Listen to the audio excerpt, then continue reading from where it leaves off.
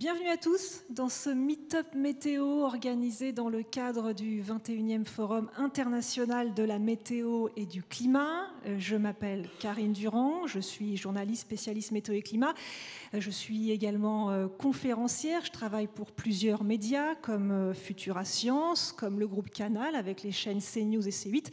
Et j'ai aujourd'hui le plaisir de modérer cette journée de meet-up. Alors si vous êtes passionné par la météo, je crois que c'est le cas, vous êtes vraiment au bon endroit ici. Alors on va parler évidemment de météo, on va parler de climat, un sujet qui nous concerne tous. Et pour cela, nous avons décidé de réunir à la fois des experts météo, mais aussi des climatologues, des aventuriers et puis des communicants qui font passer l'information. Ce sont bien sûr les présentateurs météo. Alors nous allons parler de ce qui nous concerne le plus depuis quelques semaines, quelques années. Il y aura des sessions par exemple sur les orages, les tornades, les catastrophes météo. On aura également une session sur le lien entre sport et météo extrême à l'occasion, bien entendu, des Jeux Olympiques 2024. Et puis on va parler de la désinformation sur les réseaux sociaux. On parlera de la science de l'attribution également, et puis de l'évolution du rôle du présentateur météo dans les bulletins télé. Et puis à la fin de la journée, un événement inédit. Pour la première fois organisé, c'est la Coupe francophone des associations de passionnés de météo. Restez jusqu'au bout. Nous allons justement décerner un prix à l'association qui a rendu le plus grand service à sa région. Alors l'idée du meet-up, bien sûr, c'est de s'informer avec cette journée de conférence, mais pas seulement. L'idée, c'est de se rencontrer, d'échanger, de discuter. Voilà pourquoi nous avons prévu des temps de pause après chaque session. On aura une dizaine de minutes. Ce sera le moment de discuter entre vous et peut-être même d'aller parler aux intervenants qui descendent de scène. N'hésitez pas à aller les voir pour leur poser des questions. Ce sera toujours intéressant, du moment que tout cela se fait évidemment dans le respect de chacun. Et je rappelle que cette session et toutes les autres seront diffusées évidemment sur Internet, en live sur Facebook, mais aussi en replay. Voilà pour le début de ce meet-up. Très belle journée, très bon meet-up météo à tous.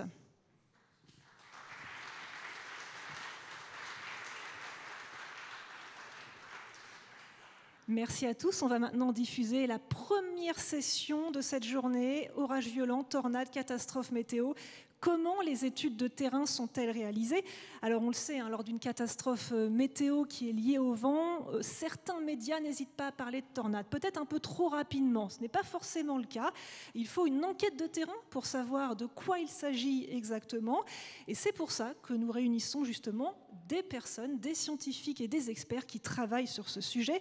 Et justement, je vous demande d'accueillir Pierre Maheu, cofondateur de Kéronos, responsable du recensement des phénomènes liés aux orages et autres phénomènes violents. Vas-y, Pierre, tu peux monter. Stéphane Schmitt, qui est expert en détection de foudre pour Météo Orage. Tu peux nous rejoindre aussi, Stéphane. Et puis un chasseur d'orage, Étienne Farget. Tu peux également nous rejoindre. Allez-y, installez-vous. Installez-vous.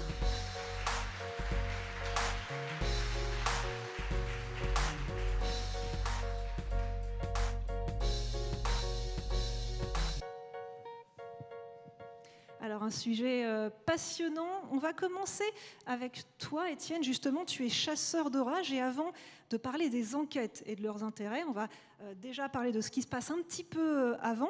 Lorsqu'on fait sa prévision, Étienne, avant une chasse à l'orage, qu'est-ce qu'on voit sur les imageries, les satellites, les radars, qui peut nous faire penser qu'on va peut-être assister à un phénomène météo violent? C'est ce que tu fais justement, toi, lorsque tu prépares tes chasses à l'orage. On a quelques slides à passer aussi. Alors, déjà, quelque chose qui est important quand on va faire de la prévision pour la chasse à l'orage, mais même, c'est l'environnement. On va beaucoup regarder l'environnement. Même lors de l'observation, ça va beaucoup jouer sur est-ce qu'on va attendre une tornade. C'est important déjà parce que du coup, les indices vont être plus parlants. Je vais vous parler d'indices qui parfois vont apparaître, mais l'environnement ne sera pas favorable. Au satellite, on va commencer aussi à apercevoir des choses. On ne pourra pas reconnaître une tornade par satellite, mais on pourra reconnaître des signes qu'un orage est très violent, avec des sommets qui dépassent la tropopause, des sommets très froids, qui sont des signes qu'un orage atteint des caractéristiques très violentes. Mais L'outil principal pour reconnaître une tornade à distance, c'est le radar météorologique. Donc là, je vais vous montrer là, dans la slide, c'est une tornade qui s'est produite aux États-Unis dimanche dernier. Donc il faut bien comprendre que les symboles qu'on voit là sur cette slide sont bien plus violents que ce qu'on peut reconnaître en France. J'ai pris cette slide-là à des fins pédagogiques pour qu'on puisse bien voir ce que je vais vous expliquer. Donc en haut à gauche, vous repérez ce qu'on appelle la réflexivité.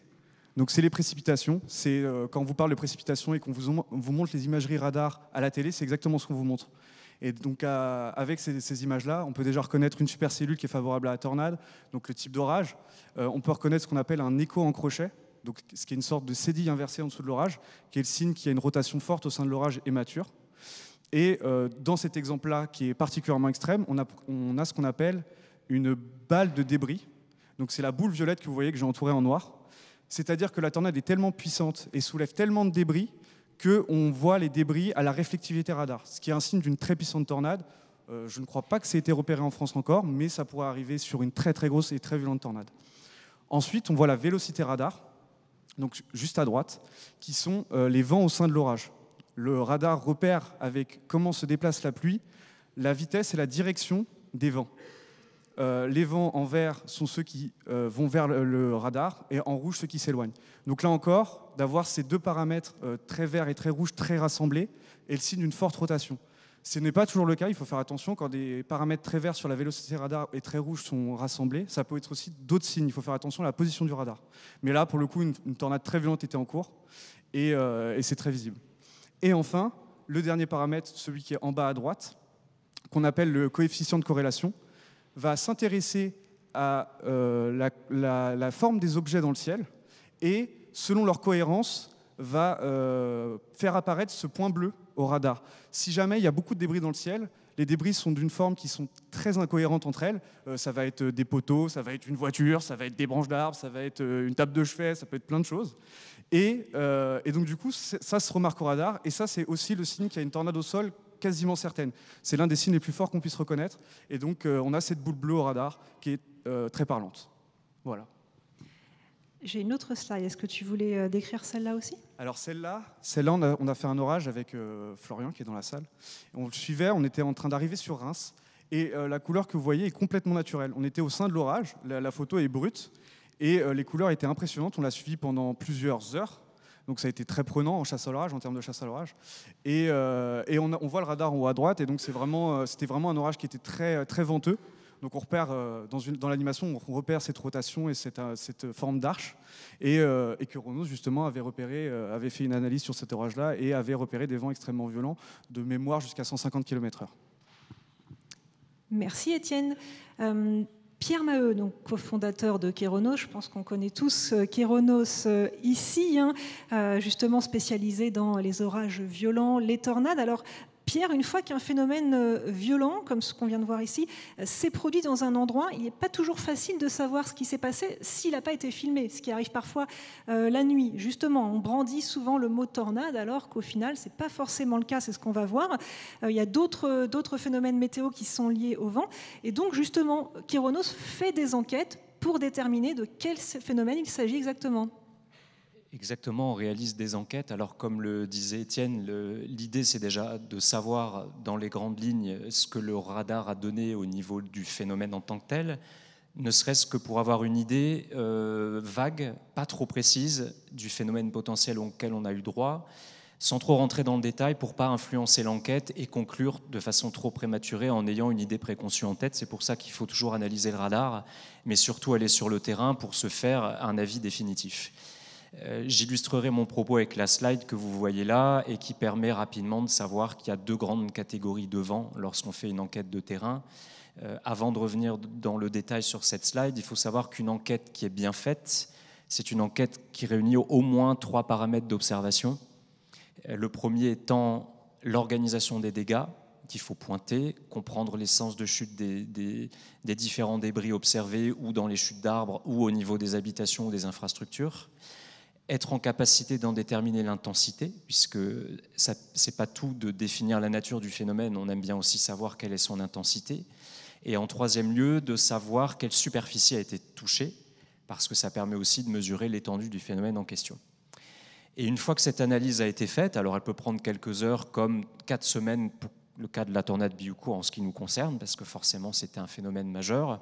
Rapidement, comme vous le voyez sur la slide, vous avez ou bien sur les 2 photos de gauche des dégâts caractéristiques de tornade avec ce que l'on appelle un axe de convergence, c'est-à-dire de part et d'autre de l'axe parcouru par la tornade, eh bien, des dégâts organisés autour qui font souvent ou bien le tour du compas, ou bien sont dans cette logique de converger vers un point central ou de définir une succession de spirales qui sont liées à autant de bons potentiels qu'aurait fait la tornade si elle n'a pas de contact régulier au sol. Et sur la partie droite, au contraire, cette logique d'étalement propre au phénomène inverse, à savoir aux rafales descendantes, que les Américains appellent les downbursts, classées selon la superficie touchée, micro-rafales pour des plus petits cas, macro-rafales pour des cas dont le front, en tout cas le grand axe touché dépasse 3-4 km. Là, vous avez au contraire ce phénomène d'étalement avec un aspect ou bien linéaire ou bien très divergent, propre à l'écrasement en fait, de la rafale au niveau du sol, qui se propage et qui se dissipe souvent au bout de quelques centaines de mètres. Donc là, l'illustration est très parlante entre la tornade à gauche et plutôt les rafales descendantes sur la droite. Merci Pierre. Stéphane Schmitt, alors toi tu es expert en détection de la foudre pour Météo-Orage et on ne le sait pas forcément, en tout cas moi je ne le savais pas, Météo-Orage fait aussi des enquêtes pour déterminer de quel phénomène il s'agit. Quel est l'intérêt justement pour un organisme comme Météo-Orage de faire des enquêtes ? Alors, il y a plusieurs intérêts à la différence. Donc, Pierre décrivait vraiment ce protocole sur les tornades. Nous, sur la foudre, c'est différent. Différent parce qu'on n'a pas forcément besoin de faire d'enquête terrain. Néanmoins, on a besoin de faire des enquêtes pour... alors à la fois pour faire des vérifications de performance du réseau d'observation des orages, donc ça nous permet, et notamment avec l'aide de chasseurs d'orages et qui ont fait des clichés, de faire des analyses. Ça nous permet également, donc on mène des analyses en permanence, c'est-à-dire qu'à partir du moment où on est informé d'un dégât lié à la foudre, d'un accident, comme encore survenu la semaine dernière malheureusement, eh bien on va mener systématiquement une analyse. Et à partir de cette analyse, on mesure les performances du réseau d'observation français, et puis on peut aussi en tirer quelques conclusions.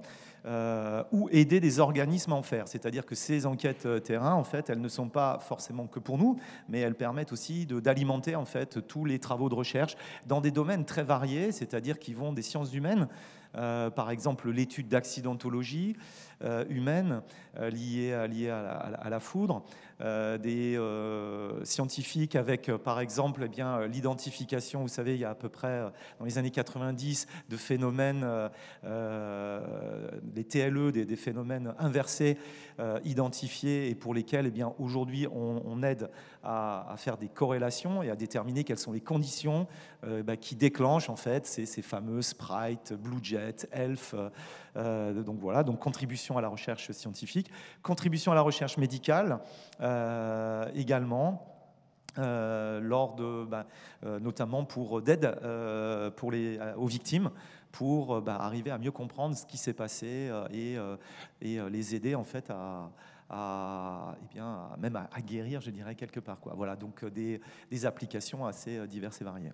Merci Stéphane. On va rentrer un petit peu plus dans le détail. Donc Kéronos et Météorage font tous les deux des enquêtes, mais de manière très différente. On l'a déjà vu un petit peu. Est-ce que vous pouvez nous expliquer chacun vos différentes approches, justement, donc sur le terrain pour Kéronos, un peu moins sur le terrain pour Météorage, mais concrètement, expliquez-nous vraiment comment se déroule une enquête. Alors on va commencer avec Pierre. Alors, le déroulé de l'enquête, c'est simple, c'est déjà d'être capable, un peu comme je disais tout à l'heure, d'avoir une idée brève, extrêmement succincte de l'événement qui s'est déroulé. C'est-à-dire ne pas trop en savoir pour ne pas être influencé et avoir suffisamment d'informations pour aller au bon endroit et savoir si l'enquête est prévue pour ne durer qu'une heure ou au contraire nous engager sur une longue période parce qu'on a un phénomène de grande intensité. Je dirais qu'une fois qu'on a ces éléments en tête, si on a la chance d'avoir le sens de l'orientation, eh ben on est capable de se déplacer par ses propres moyens, de repérer les endroits où les dégâts ont lieu et de les pointer sur une carte parce qu'on est capable de le faire. Heureusement, si on y arrive un peu moins, il y a désormais les outils qui permettent de géolocaliser les vues et de s'y retrouver plus facilement pour ne pas perdre trop de temps. L'idée, c'est de réunir le plus grand nombre d'informations possibles pour cartographier déjà dans son esprit et ensuite, à travers une carte, tous les dégâts qui ont été vus. Parce qu'il ne faut jamais oublier qu'au terme d'une enquête, au-delà du phénomène qui a été défini, l'intensité est un point important parce que c'est aussi un des éléments de la classification. Il ne faut jamais oublier une chose, c'est qu'à l'heure actuelle, la communauté scientifique reconnaît l'intensité comme étant le point de dégâts le plus important qui permette de distinguer de fait l'intensité la plus significative, qui est considérée comme l'intensité qui fait foi. Donc une tornade, par exemple, qui est d'intensité EF4, qui ne l'est que sur 300 mètres, si on rate l'observation des dégâts sur ce tronçon, on se trompe sur l'intensité maximale et on n'aura pas vu l'essentiel des dégâts. Donc ce qui est important, c'est de ne pas baisser les bras, de ne pas se décourager, de ne pas aller trop vite, de ne pas bâcler. Sinon, 1, on peut se tromper de nature et on se trompe de phénomène. 2, on se trompe d'intensité et on a raté son enquête. Donc une enquête bien faite, c'est une enquête qui prend du temps et dans laquelle on est sûr d'avoir vu tout ce qu'on avait à voir. Merci Pierre. Comment on fait concrètement une enquête, Stéphane, chez Météorage ? Pour nous, heureusement que c'est un peu plus simple que dans le cas décrit par les tornades, qui est vraiment, comme le dit Pierre, très, très, très particulier.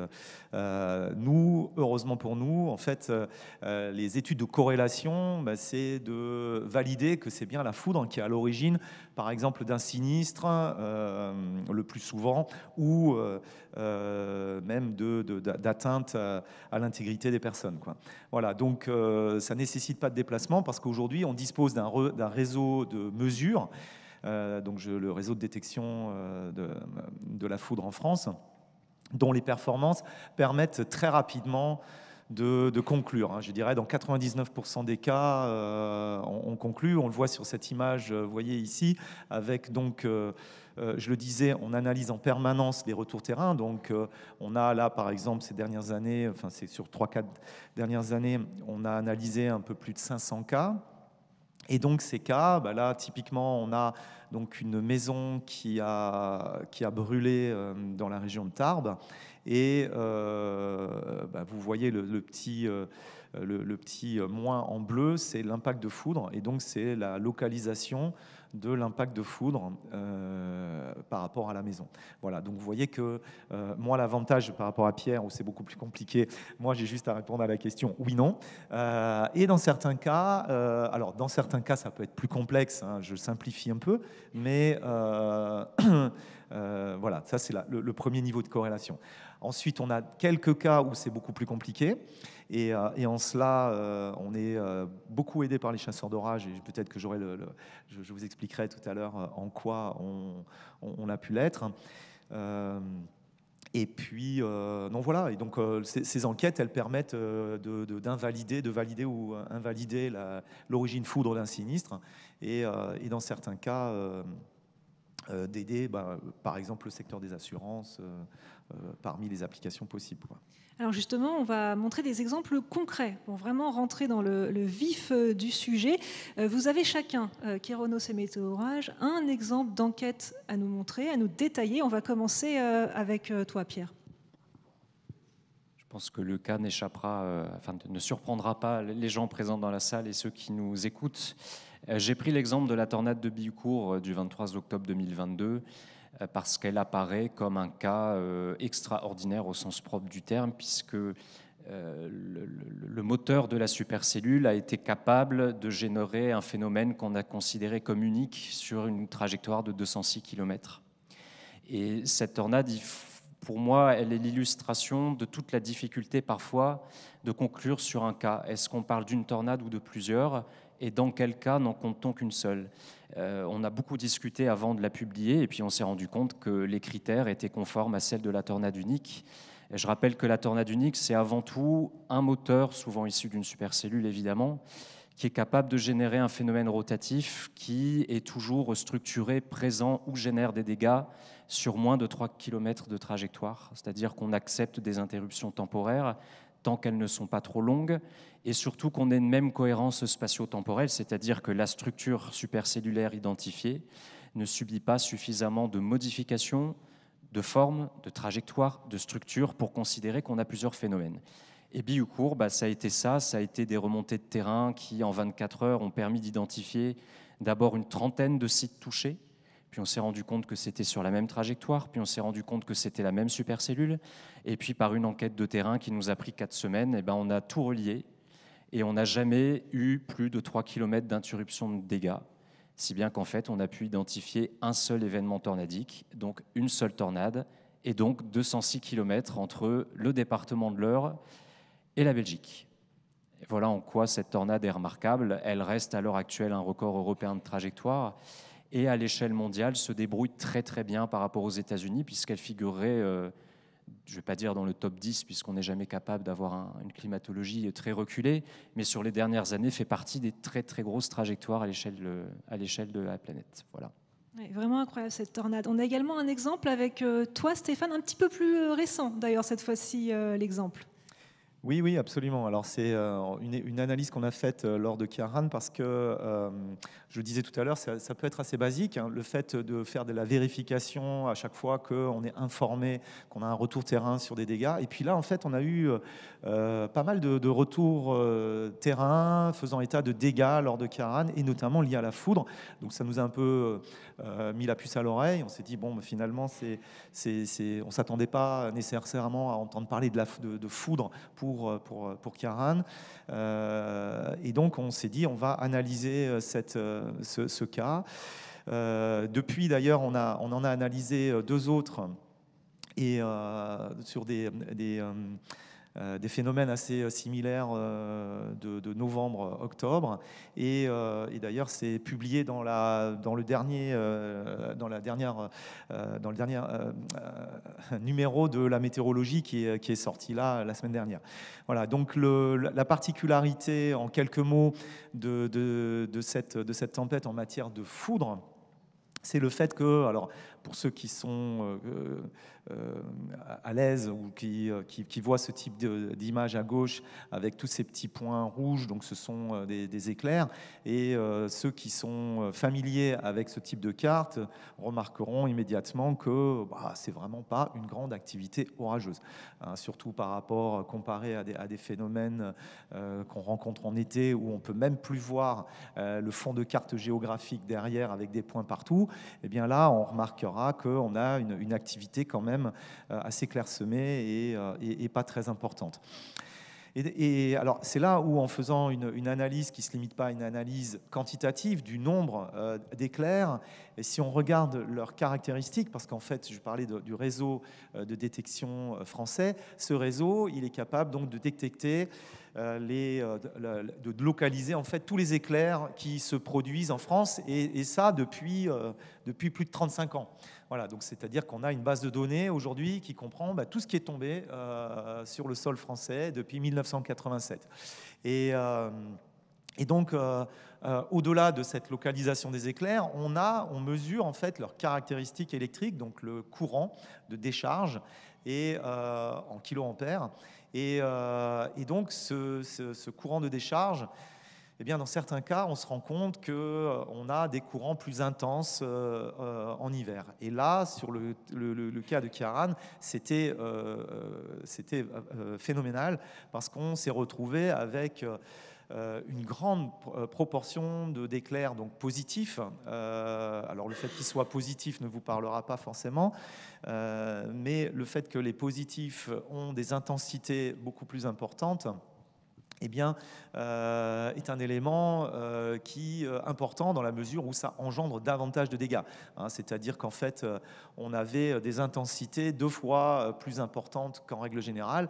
Pour vous donner des ordres de grandeur, un éclair en moyenne, ça fait 20 000 ampères, 20 kiloampères.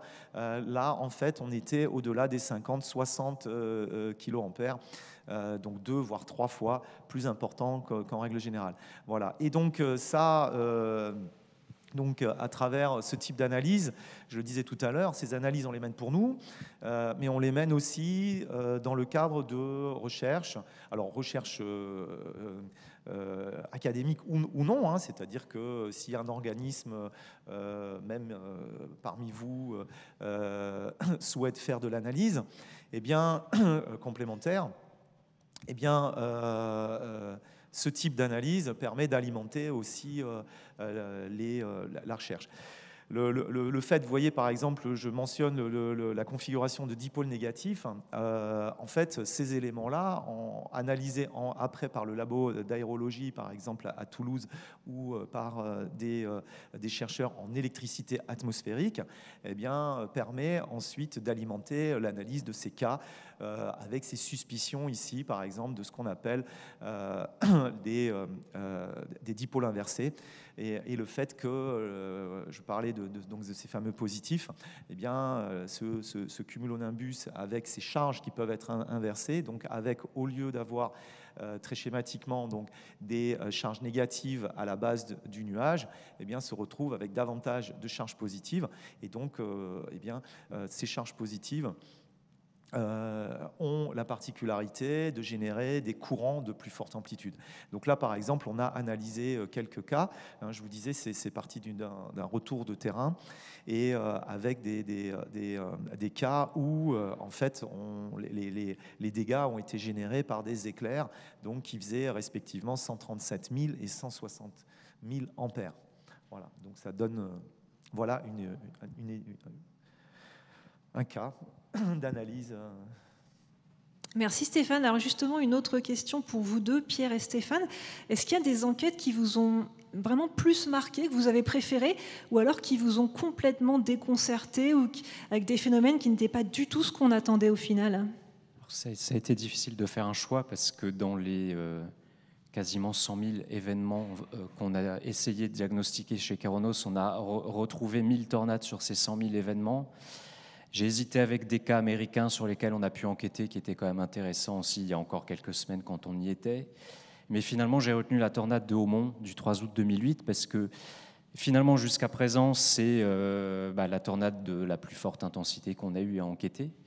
Et puis parce qu'à cette époque-là, il faut se remettre dans un contexte où Keraunos avait 2 ans d'existence.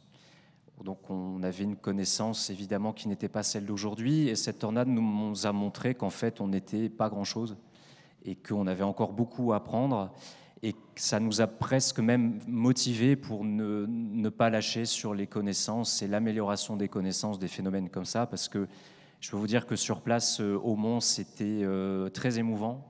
On est arrivé quelques heures après le phénomène, les gens étaient encore hagards. Vous avez un peu là ce résultat sur ces maisons. On en a vu comme ça des centaines dans cette situation, et des gens qui perdent tout en 10 secondes de temps. Donc ça a été marquant, et ça nous a plus que jamais motivés pour se dire c'est l'occasion justement de mieux comprendre encore, mieux anticiper, mettre les mots sur les choses et poursuivre dans cette ligne de la connaissance des phénomènes et des tornades en particulier. Effectivement, un événement vraiment historique. Même question pour toi, Stéphane. Qu'est-ce qui t'a marqué ou déconcerté le plus? Alors, même réponse que Pierre. Pour choisir, c'est renoncer. Ça a été très compliqué de choisir. Bon, il y en a pas mal. Il y en a qui sont surprenants. Donc, bon, j'en ai gardé 2. La première, bon, elle est un peu indicible et dans les détails, mais en fait, c'est un cas où on a contribué à retrouver un corps humain.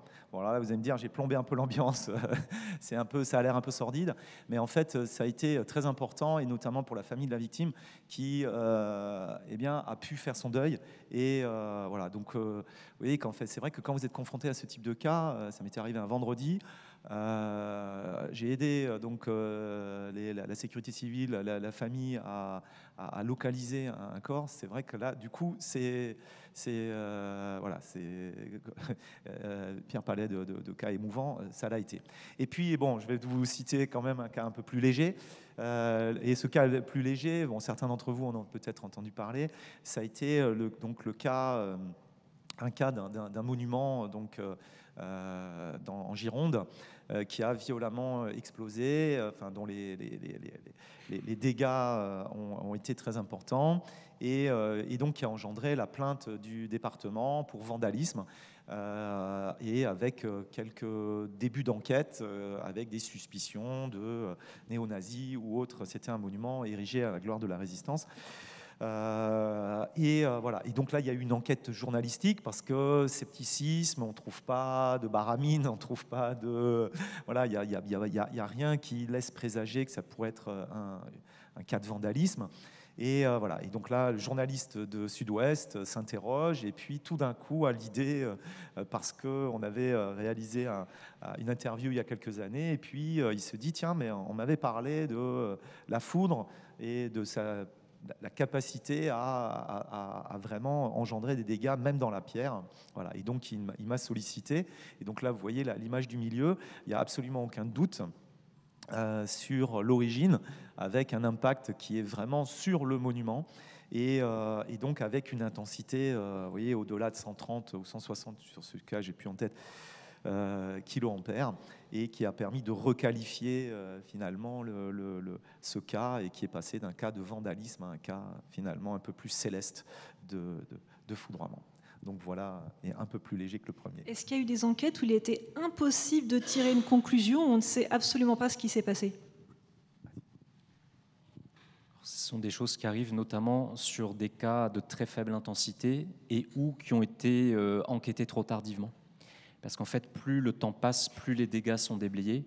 Et sur des phénomènes de faible intensité, les rares indices de convergence ou de divergence disparaissent. Donc parfois, on arrive sur place, on a des tuiles de maison qui ont été remises, les arbres ont été débités, les débris dans la rue ont été nettoyés, et on revient bredouille en se disant ça restera un phénomène indéfini, parce qu'en fait, hélas, bien que violent, on est incapable de conclure.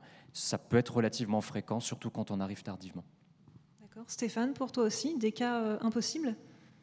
Oui, alors je parlais tout à l'heure de probabilité, donc en termes de performance. En gros, dans 99% des cas, on n'a pas besoin de se déplacer et on peut conclure, et je peux vous dire si c'est bien la foudre qui est à l'origine d'un problème.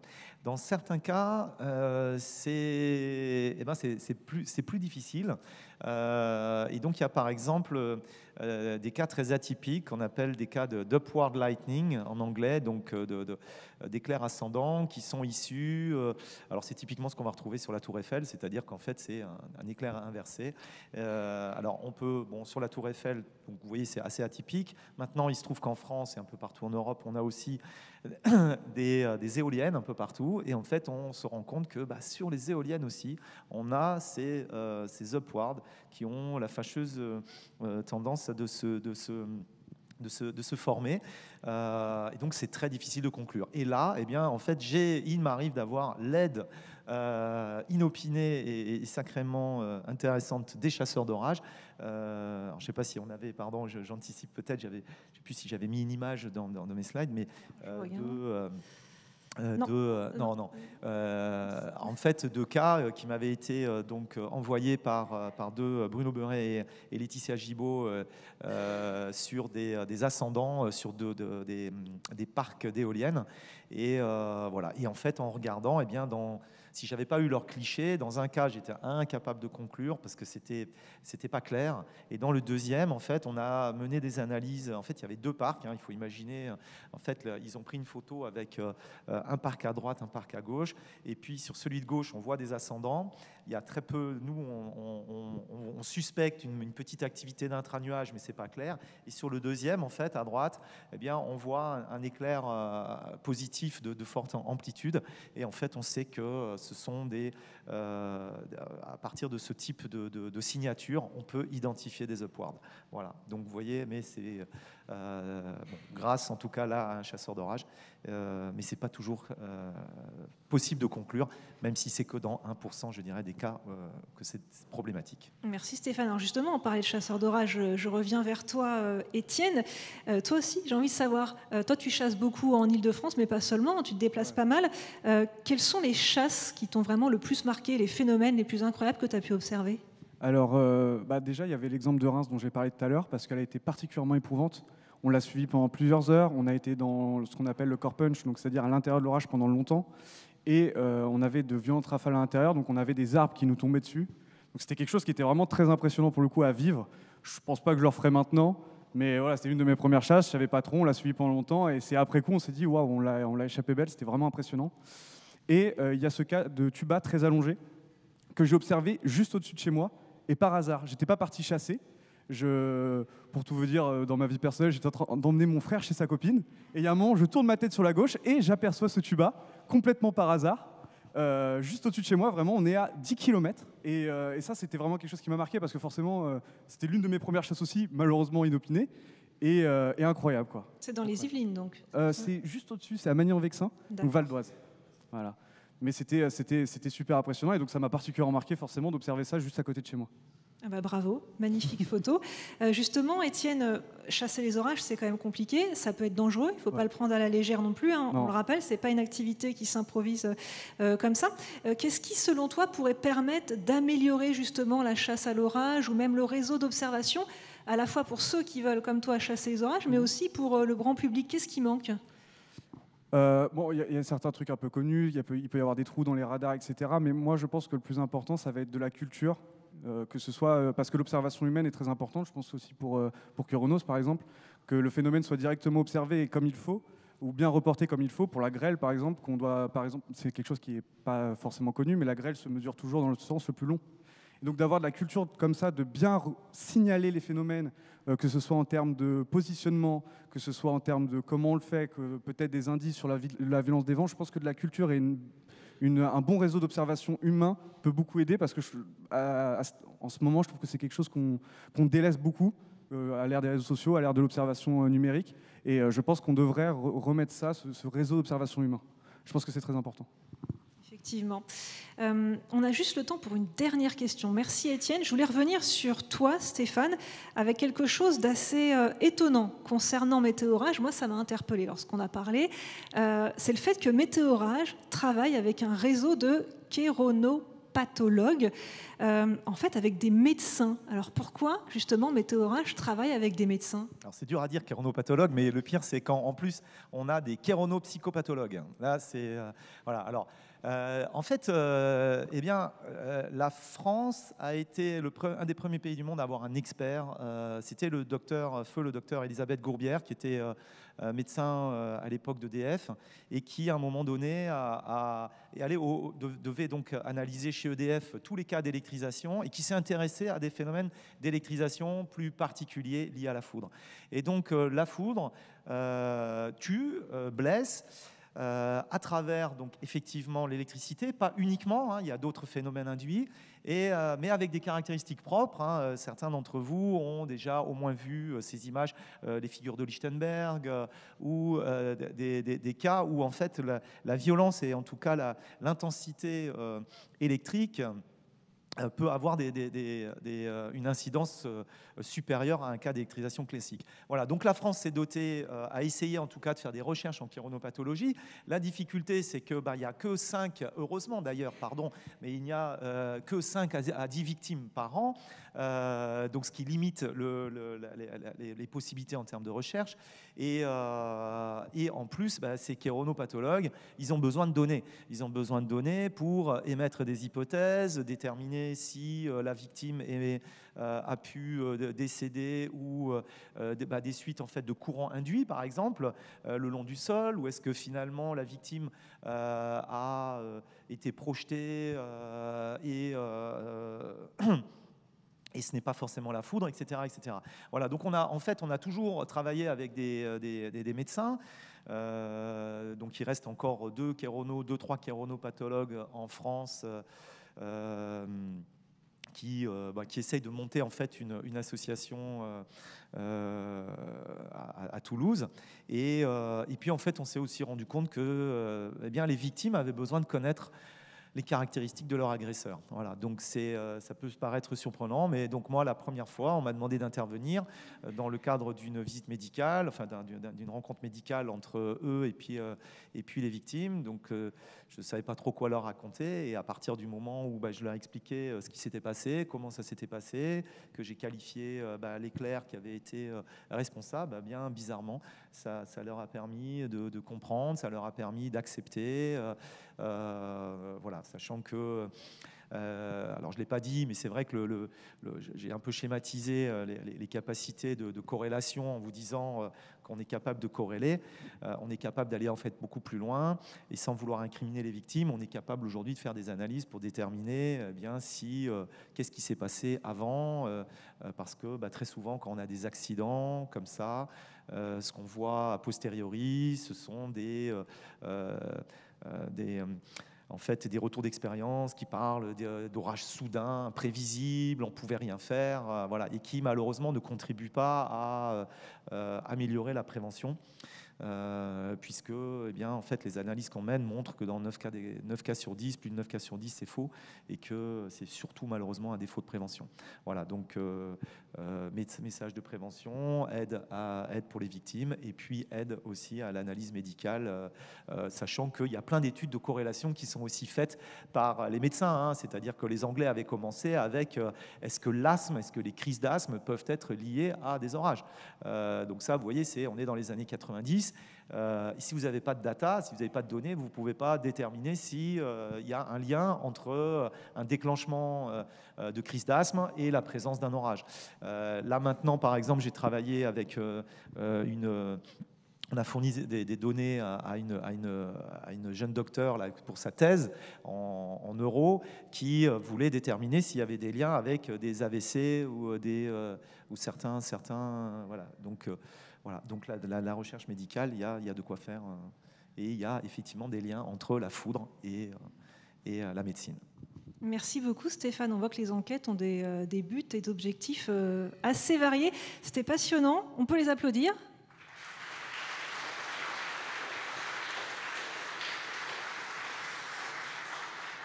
Vous restez encore quelques minutes sur scène. Le public pourra poser des questions dans quelques instants, mais juste avant, en fait, on a une petite surprise qui n'était pas vraiment prévue.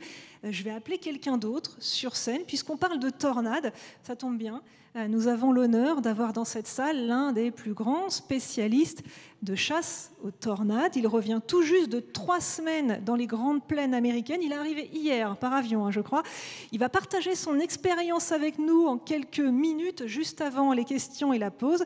J'appelle sur scène Christophe Asselin du site Chronique Chaotique. Applaudissez-le.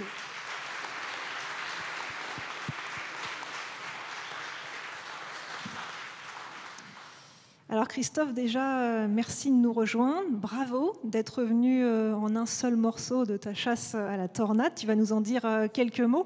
Alors tu es quand même un chasseur de tornades expérimenté, je le rappelle. On te connaît avec tes reportages sur Internet, mais aussi avec tes séries de reportages diffusées à la télévision, puisque tu es réalisateur aussi. On se rappelle de Rendez-vous in Tornado Alley, qu'on avait diffusé à l'époque où je travaillais à la chaîne Météo, il y a une dizaine d'années. Et puis un petit peu plus récemment, il y a eu Tracker de Tornade, l'émission qui a fait un carton sur RMC Découverte et sur Ushuaïa TV. Alors donc tu as atterri hier, je crois. Tout à fait. Bravo, merci de nous rejoindre. Comment s'est passé ton séjour aux États-Unis ? La saison, quand même, elle a été très active, j'ai l'impression. Alors, c'est vrai que c'est une saison, pour l'instant, c'est une année très active, 2024 aux États-Unis. Malheureusement, notre période a été un peu moins active. Enfin, heureusement, bien sûr, pour les gens qui habitent là-bas. Mais c'est vrai que nous, on y va avant tout pour voir des tornades. Et quand on est arrivé, on est tombé pile sur la période où ça s'est calmé. Donc, c'était un peu frustrant pour nous. Après, on a quand même eu des événements toujours intenses. Et même quand il n'y a pas de tornade, on a les fameux orages américains, les supercellules qui sont toujours impressionnantes. Et ça aussi, c'est des choses qu'on recherche. Et c'est en plus des choses qu'on a pu montrer cette année à une équipe de tournage qui nous accompagnait. Donc le but est un petit peu différent du voyage cette année. C'était aussi de partager, de montrer à des gens qui ne connaissent pas du tout ces orages et ces tornades comment ça se passait. Et à ce niveau-là, tu as parcouru quels États, combien de kilomètres à peu près ? Alors les kilomètres, je crois qu'on était à 7300 miles, donc ça doit faire 11 000, 12 000 kilomètres sur 3 semaines. C'est dans la moyenne habituelle, donc ça représente à peu près 800 kilomètres par jour. Voilà, c'est ce qu'il faut pour être placé au bon endroit, pour observer ces événements. Alors, est-ce qu'il y a eu un moment fort ? Combien de tornades tu as pu apercevoir ? Est-ce qu'il y en a une, par exemple, qui t'a marqué ? Qu'est-ce qui s'est passé ? Eh bien, on n'a pas vu énormément de tornades cette année, mais on a quand même eu une tornade particulièrement qui nous a bien marqué dans le sud-ouest de l'Oklahoma. Et c'est la vidéo qu'on a, je crois. Voilà, j'ai ramené un petit extrait en exclusivité de cette interception qui était assez impressionnante. Si tu peux nous le commenter en même temps. Oui, alors donc on a eu la chance d'assister à la naissance de cette tornade. Alors là, j'ai pas mis le début, j'ai mis un autre extrait un peu plus tard. Mais on a eu la chance d'être vraiment bien situé juste au nord de la rotation de la tornade et avant du mésocyclone. Donc là, j'étais avec mes 2 collègues, Émeric au volant et Karine à l'arrière de la voiture. Et on a eu la chance de voir cette tornade traverser la route devant nous et de voir un arc-en-ciel se former aussi à ce moment-là. Donc c'était vraiment très très beau. Et donc c'est une tornade qui a duré quasiment 1 heure. Malheureusement, nous, on n'a pas pu l'accompagner sur toute sa durée de vie parce que le réseau routier n'était pas évident. Il y avait assez peu de routes dans cette zone de l'Oklahoma. Mais on a quand même vraiment pu en profiter à ce moment-là. Ce qui est bien aussi, c'est qu'elle a pas touché vraiment de structure. Donc elle a fait très peu de dégâts. Je crois qu'elle a quand même été classée EF2, si je ne m'abuse. Et voilà, c'était quand même un moment vraiment fort de ce voyage. En plus, elle a vraiment pris des formes assez variées. Elle a commencé dans ce qu'on appelle multivortex, donc avec plusieurs tourbillons qui s'enroulent autour de la rotation principale. Et puis par moments, voilà, elle était sous forme de cône. Elle a pris des formes aussi plus larges. Donc on a eu tout un panel de formes que peuvent proposer les tornades, et ça c'était vraiment top. Bravo pour ces images. Comment est-ce que tu comparerais cette saison pour toi, ton expérience comparée aux autres années? Je crois que tu vas quasiment tous les ans aux États-Unis. Comment ça a été cette année comparée aux années précédentes pour toi? Comme je le disais, on est tombé sur une période un peu plus calme, donc on a eu quand même pas mal de journées à ne même pas voir d'orage, ce qui est assez rare honnêtement. Sur les précédents voyages, souvent on avait 28 jours d'orage sur 29 jours présents sur place. Et là, cette année, on a eu parfois 2-3 jours de beau temps, enfin, qui n'est pas du beau temps pour nous. Mais c'est vrai que ça, c'était un peu long, un petit peu difficile à vivre. Voilà. Après, on a quand même eu des moments intenses, comme cette tornade, heureusement, qui a un peu sauvé notre séjour. Voilà. Est-ce que tu aurais un conseil à donner à ceux qui voudraient chasser les tornades, que ce soit en France, aux États-Unis? C'est quelque chose qui fait rêver beaucoup. Il ne faut pas le prendre à la légère. C'est dangereux. Il faut bien s'entourer. Est-ce que tu as des conseils à nous donner? Bien oui, c'est vrai qu'il ne faut pas le prendre à la légère. Alors après, le meilleur moyen d'apprendre, c'est quand même d'aller sur le terrain de toute façon. Donc je pense qu'il faut tout simplement y aller progressivement. Quand on ne connaît pas vraiment comment ça fonctionne, ne pas tout de suite foncer vers l'orage tête baissée, essayer d'avoir un peu de recul sur les événements et d'observer au maximum le ciel pour essayer de comprendre comment ça fonctionne. Et puis oui, comme tu le disais aussi, c'est pourquoi pas s'accompagner de gens plus expérimentés qui vont pouvoir nous montrer, justement nous expliquer un peu comment ça se passe. Moi-même, quand j'ai commencé, j'ai eu la chance d'avoir des chasseurs plus expérimentés à mes côtés pour me montrer un peu les rouages de tout ça. Donc il faut participer à des journées comme aujourd'hui pour essayer de rencontrer des gens et pourquoi pas partir avec eux sur le terrain. Chasser en équipe, c'est aussi une bonne façon d'être plus en sécurité, parce que chacun peut remplir un rôle. Il y a quelqu'un qui se concentre sur la conduite, l'autre personne sur les prévisions. Ça permet de limiter les risques et de progresser tous ensemble, on va dire. Merci. Et où est-ce qu'on pourra voir tes images, justement? Eh bien, sur ma chaîne YouTube, Chronique Chaotique, comme d'habitude. Voilà, je poste tout dessus. Et il y aura très bientôt la version complète de cette tornade que vous avez aperçue là. On l'a observée quand même pendant plus de 10 minutes. Donc, il y a des bonnes images à voir bientôt. Je vous invite à aller voir les reportages de Christophe sur YouTube. Ils sont absolument magnifiques sur des sujets variés, avec beaucoup de pédagogie en plus. Bravo, restez sur scène. On a le temps pour 1 ou 2 questions. Alors, est-ce que le public a une question? Si vous avez une question, vous levez la main et on a quelqu'un avec un micro qui va passer et vous donner la parole. J'ai une question, je m'adresse en général. Vous avez dit que les impacts positifs, par exemple, il y a le positif et le négatif qui peut être inversé dans le cumulonimbus. À quoi cela c'est dû précisément? Très très bonne question. J'espère que si toutes les questions sont comme ça, on va avoir quelques difficultés à répondre. Non. Personnellement, j'en ai absolument aucune idée.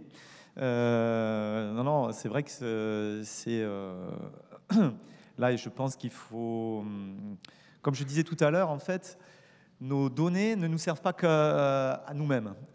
C'est-à-dire que là, en l'occurrence, je pense que la question s'adresserait davantage aux chercheurs du laboratoire d'aérologie qui pourraient expliquer en quoi. Alors, je sais que j'ai lu quelques tentatives d'explication liées à des configurations météo particulières lors de ces orages, mais je ne vais pas me lancer dans ce genre d'analyse qui n'engagerait que ma propre responsabilité. Donc plutôt que de vous dire des bêtises, je préfère vous dire, peut-être, je peux vous donner les références si vous voulez tout à l'heure, et notamment, je crois que c'est Sylvain Coquillat du labo d'aérologie, et de lire, je pense, ces publications dans ce sens. Merci Stéphane. Une autre question avant la pause peut-être ? Ah, on en a une. Juste devant. Ma question, elle est pour Pierre. Et fait le lien avec ce que disait Stéphane tout à l'heure sur le retour d'expérience et sur le fait que les victimes avaient besoin de comprendre un peu ce qui leur était arrivé. Et je te pose la question parce que je me souviens sur vos dossiers que vous aviez fait sur Aumont, vous aviez été marqué par le besoin des gens de comprendre ce qui leur était arrivé. Est-ce que tu peux nous en dire un petit mot ? Plus spécifiquement sur ce cas qui nous a tous marqués en 2008, mais globalement, dans ce que vous faites après vos analyses de terrain, comment les gens qui ont subi l'événement s'intéressent et comprennent ou pas ce qu'ils ont vécu. Effectivement, il y a, comme tu le disais et comme tu l'as dit également, une forte dimension psychologique. En fait, dès qu'on vit un traumatisme, on a besoin de savoir pourquoi.